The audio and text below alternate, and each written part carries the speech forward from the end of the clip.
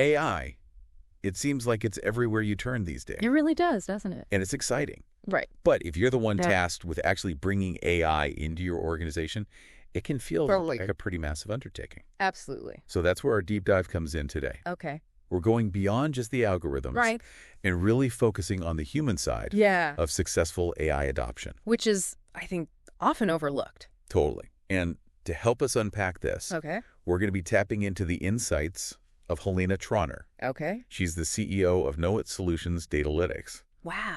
And she's an organizational psychology expert. Oh, perfect. So we'll be drawing on a recent AI Sweden podcast episode that she did. Okay.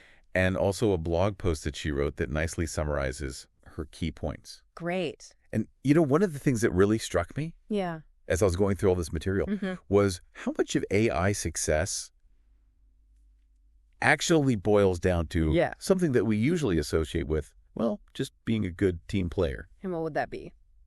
Psychological safety. Yes, absolutely. Like feeling of being able to speak up, share your ideas, even disagree without fear of judgment. And what's so fascinating is that Tronner emphasizes how this is even more critical when we're talking about AI projects. Right. Because it's uncharted territory in a lot of ways. It is. And so there's even more of that potential fear of... Oh, 100%. Am I going to sound stupid? Totally. If people are terrified of looking clueless, they're not going to ask questions. Exactly. They're not going to experiment. You've got to feel safe to put those ideas out there, even if they're half-baked. And this is where Tronner brings in this idea of digital shame. Yes. Yes. Which I think a lot of us can relate to, even at the leadership level. Oh, 100%, especially at the leadership level. Tell me more about that. Digital shame. Like, what do we mean? So she actually shares this great anecdote about a CEO who was so hesitant to admit that they didn't understand how an algorithm worked. Oh. They were so worried about appearing out of touch. Oh, interesting. That they were practically avoiding the very technology that they were supposed to be championing. It's so interesting because it really highlights how this fear... It's real. It's not just some abstract concept. Yeah. It's a real thing that can actually hinder progress. Yeah. And the reality is, you don't have to be a programmer to lead an AI transformation. No, not at all. In fact, sometimes that little bit of distance can be really helpful. Yeah. Because you're not afraid to ask those... what might seem like dumb questions. Totally, yeah. And I think this leads us really well into Tronner's distinction between change management versus change leadership. I love this distinction. Which I think gets lost in a lot of the conversation 100%. around AI implementation. Yes.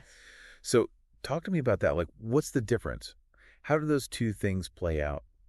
So think of it this way.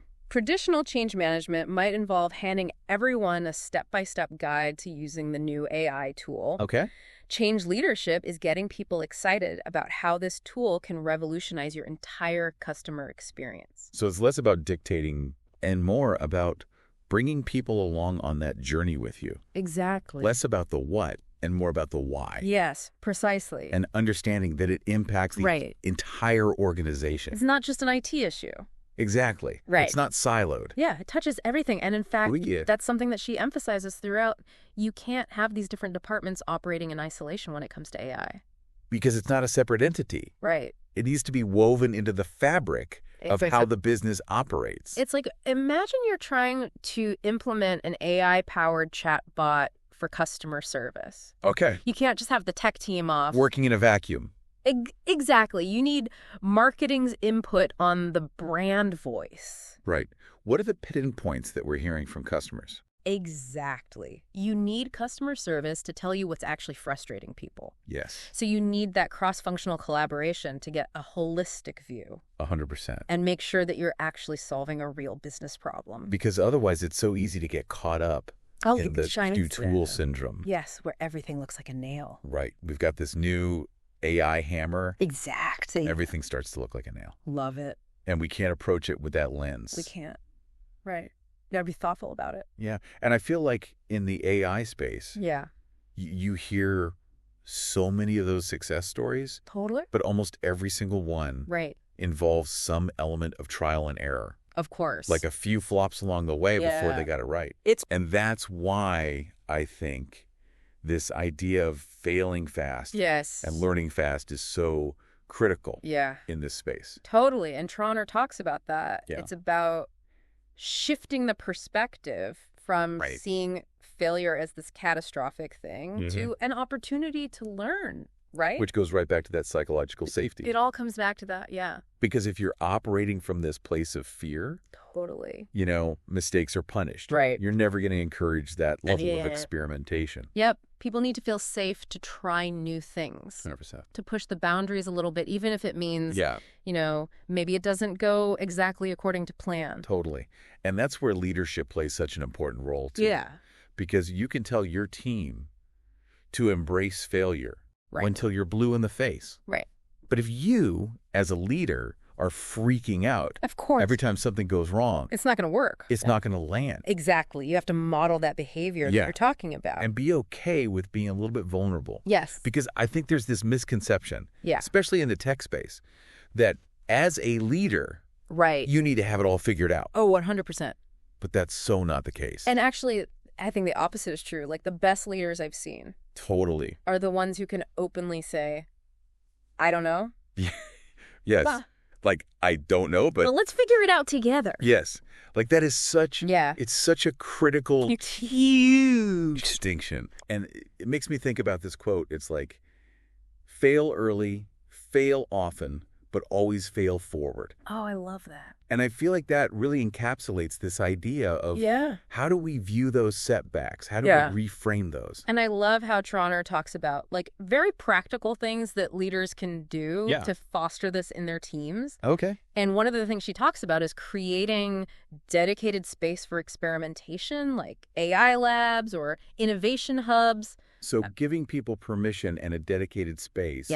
To play, to tinker. 100%. To experiment without the pressure of having to deliver results right away. Exactly. It takes the pressure off so they can learn. It's like that safe space for learning. Exactly. Where it's okay if things don't work out. Yep.